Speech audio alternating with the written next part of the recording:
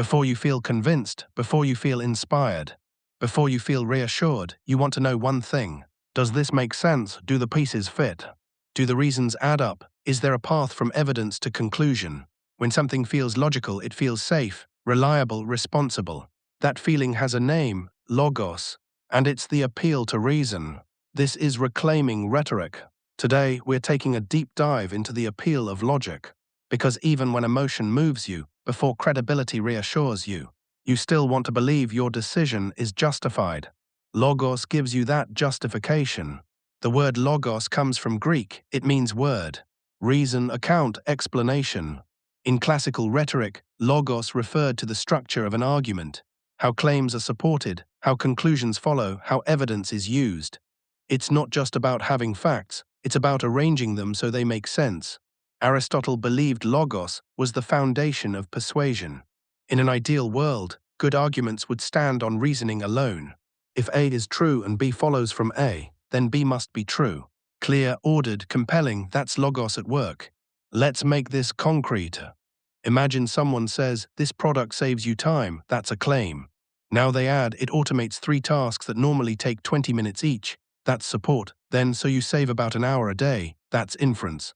Claim, evidence, reasoning, conclusion, that structure is logos. So how does logos work today?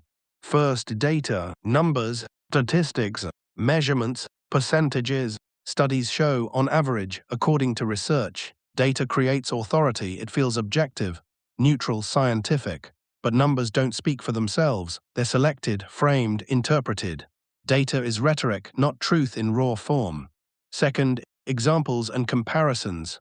Analogies, case studies, before and after scenarios. If this worked here, it's like, imagine if. These help audiences translate abstraction into understanding. A good analogy makes reasoning feel intuitive. It builds a bridge from what you know to what you're being asked to believe. Third, structure, order matters. What comes first, what comes last, what gets emphasized. Problem then solution, cause then effect.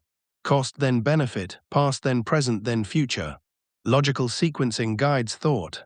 It leads the audience step by step to your conclusion, often without resistance. Fourth, warrants. This is the hidden logic, the assumption connecting evidence to claim.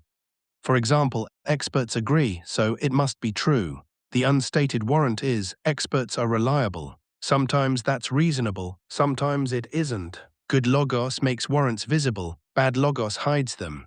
Now here's why logos works. We want to see ourselves as rational people. We want to believe our choices are thoughtful, responsible, justified. Logos gives us that story. It lets us say, "I didn't just feel this, I reasoned my way here." Even when emotion led first, logic follows to legitimize. But here's the danger. Logic can be manipulated. Statistics can be cherry-picked. Context can be removed. Correlation can be mistaken for causation. Complexity can be simplified. Arguments can sound airtight while resting on weak foundations. Something can feel logical without being true. Consider this: if we raise wages, prices will rise. Sounds logical. Maybe it will, maybe it won't. The missing step is evidence. Without it, it's assumption dressed as reason. That's faulty logos. Here's another common tactic: information overload. Charts, graphs, dense reports, so much data that no one checks it. Complexity becomes camouflage, confusion becomes persuasion. If it looks complicated, it must be legitimate, not necessarily. Now think about context. Different audiences value different kinds of logic. Engineers want technical detail, executives want cost-benefit analysis. Parents want practical outcomes, students want clear explanations. Effective logos adapts to cognitive expectations. One form of reasoning does not fit all. Now flip the perspective. If you're communicating, logos is your discipline. It forces you to ask, are my claims supported? Do my conclusions follow? Have I shown my reasoning? Have I addressed alternatives? Strong logos respects the audience's intelligence. It doesn't overwhelm, it doesn't obscure, it clarifies.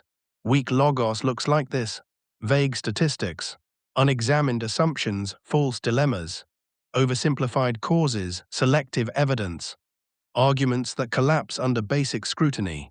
Strong logos welcomes testing, it survives questions, it improves through critique. Now here's the diagnostic tool. When you encounter a persuasive message, ask, what is the main claim? What evidence supports it? How does the reasoning work? What assumptions are hidden? What information is missing? Would this still hold if one piece were removed? Because in an information-saturated world, reason is rare. Not because facts are scarce, but because careful thinking is. Logos is the practice of slowing down thought, of connecting ideas responsibly, of earning conclusions. Credibility may open the door, emotion may supply energy. But logic builds the structure. Logos is what makes persuasion durable. And once you see it, you can't unsee it.